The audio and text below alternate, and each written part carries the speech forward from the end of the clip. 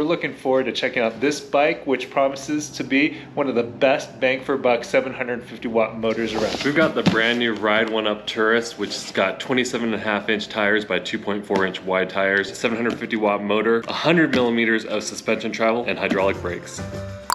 This box did come a little banged up, a little bit of damage. The one thing that gives me confidence is every Ride1Up bike that we've unboxed and assembled has been packaged really well. So I'm looking forward to seeing the same with this bike. Let's see if there's any damage that happened from the shipping.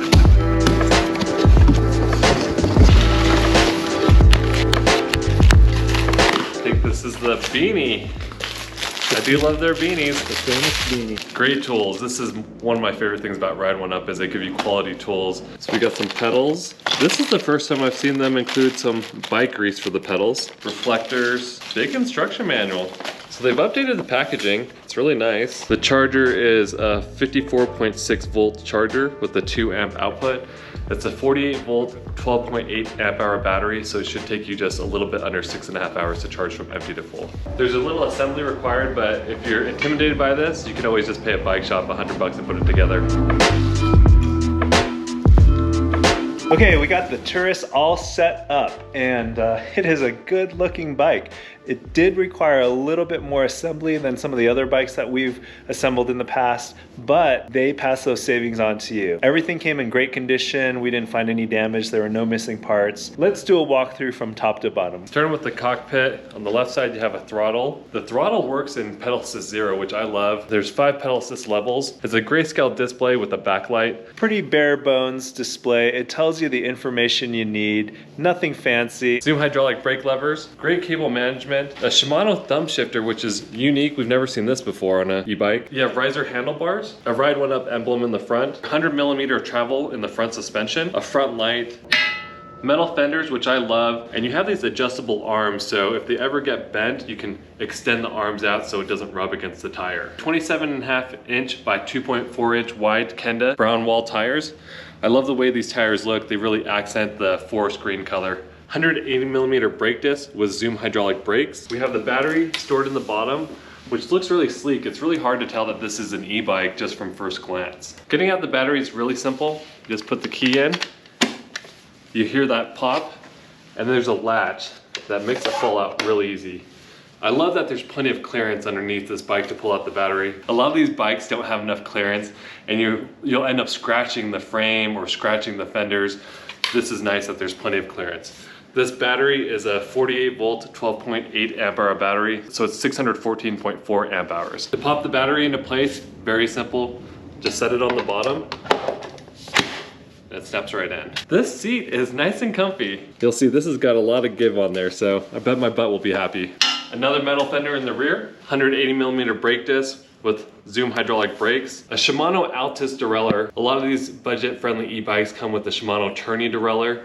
So I do love that Ride1Up just spends a little bit of extra money to put on higher quality parts. Easy connects for the motor cables. Changing a rear tire on an e-bike was painful in the past when they didn't have these easy connects. You'd have to get the motor cable all the way to the controller removed. Now with the quick disconnect, it's very simple to do a tire change in the rear. Overall, a really pretty bike, and at a $12.95 budget-friendly price, it makes it affordable for everybody to get into e-bikes. And then just a little Easter egg that I noticed while we were assembling this. If you look in here, just kind of hidden there. I don't know if you can see it.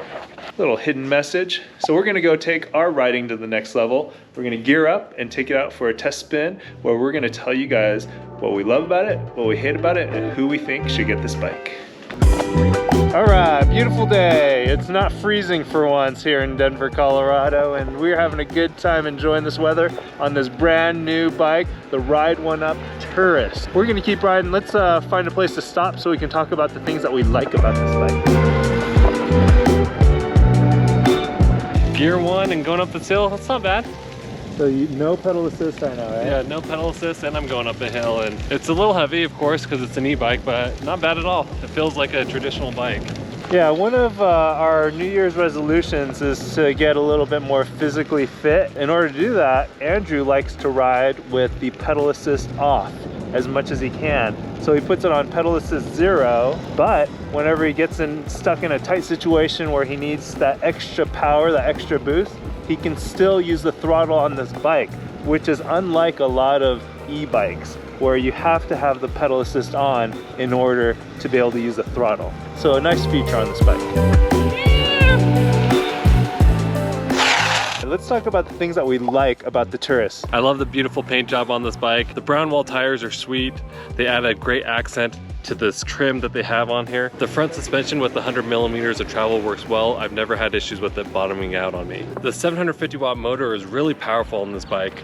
I was worried that it was going to be underpowered because a lot of these bikes, they state they have 750 watt motors, 1000 watt motors. This bike's faster than bikes we've seen with stated 1000 watt motors on them. Metal fenders are always nice. I like those. I like the cable management. It just makes it look clean. Good heavy duty cable wrap to complement the appearance and the great paint job, the emblem and the labeling. I do love that throttle works in pedal assist 0. Zoom hydraulic brakes work great. A lot of the budget e-bikes are using mechanical disc brakes, which they work well, but they take a lot more maintenance and they just don't have as great of stopping power. One other neat thing I noticed about this bike is the cadence sensor doesn't have that major delay that we see in a lot of budget-friendly e-bikes. Cadence sensors are notorious for having a delay. It takes you a full pedal for it to kick in, and then as soon as you stop pedaling, it has this major runoff. I haven't felt that delay at all with this cadence sensor, so I'm very surprised. So in addition to being quick, it's responsive, it's a good-looking bike. It's not perfect though. We're gonna keep riding, and at our next stop, we're gonna talk about the things that we don't like about this bike. All right, Andrew's coming. He's gonna try to get a top speed here. This is quick. How do we go? I was able to get up to 30 miles per hour on the display real simple. As soon as I hit 30 miles per hour, I felt there was kind of a wall there where it was limiting me to be able to go faster than that. So as a class 3 e-bike, this should top out at what, 28 miles an hour. Then Andrew was able to give it a little bit more oomph through the gearing and the pedals, but around 30 is where you top out.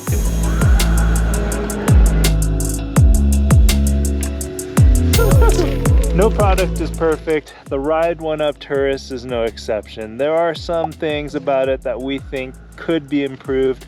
Andrew, get us started. The cable management's done well, but I feel like there's just a little bit too much slack in this front. The displays on here, they're crisp, they're easy to read, they're very easy to navigate through, but I do wish they added a little bit of color to them. And even with polarized sunglasses, I can see it fine. A lot of times when I'm wearing polarized sunglasses, it's hard for me to read these displays. I can read this display perfectly fine. Being that this came in more parts, it required more assembly. And so if you're handy like Andrew, no problem putting this together. It was actually quite easy. But if it intimidates you, if you feel like you don't want to go through the process of having to put this together, then ask your local bike shop. It's a sweet bike. Ride1Up's a great company, backed by US-based servicing. I can call Ride1Up and get a hold of someone right over the phone. Who do you think should get the Ride1Up Turris? If you're looking for a high quality bike that comes in at a budget friendly price, this bike's for you. Ride1Up's been a great company to work with. We've had zero problems. If you guys have any more questions, check out ebikepd.com. Thanks for watching, and when you guys ride, wear your safety gear.